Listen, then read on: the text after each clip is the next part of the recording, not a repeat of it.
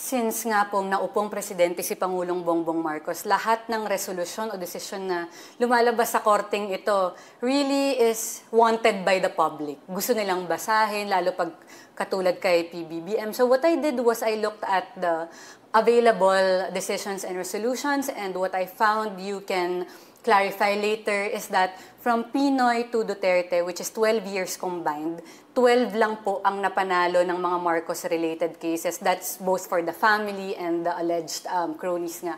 But from 2022 to 2025, in only 3 years under PBBM, 11 na po yung kanilang napapanalo. Doon muna po tayo. In general, how would you siguro assuage the fears and doubts of the public na, oh, bigla nga dumami yung panalo simula nung naupo siyang Pangulo? Okay. Kung titingnan natin yung numbers, no, and that can be verified by everyone, by the public, because all our decisions are public. As i-plug ko na lang ito din, Lia, no?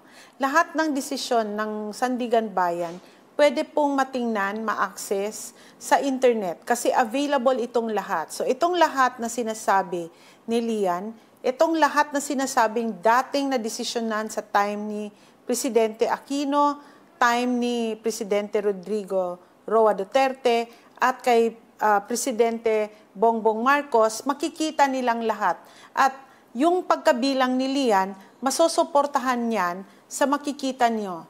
At totoo, may mga desisyon kasi na lumalabas from the Sandigan Bayan in 2020, span of 22 to 2025, na kung titingnan mo, the numbers would say marami.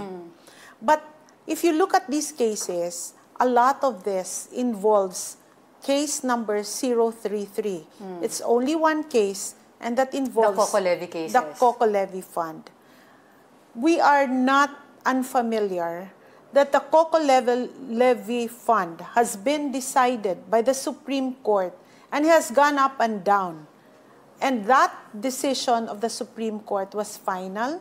As a matter of fact, it has disposed with finality the shares of San Miguel and the Coco Levy Fund, the determination of whether this fund is public or not. What we are doing right now is getting from what the Supreme Court has said and implemented it below, because naturally the case decided from the Supreme Court comes back to us and we need to execute them. In those cases, the main defendant or the main respondent was involved and the case against him was already resolved. And as a consequence, the other defendants or respondents involved in the case, their cases will also have to be determined with finality. Hindi naman fair. Kaso presidente ang involved na hindi natin i-resolve ito.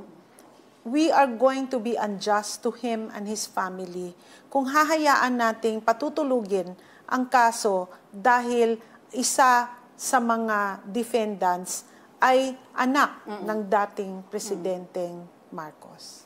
So you're saying, PJ, na inabutan na lang talaga sa panahong ngayon that these were due to be decided? Yes.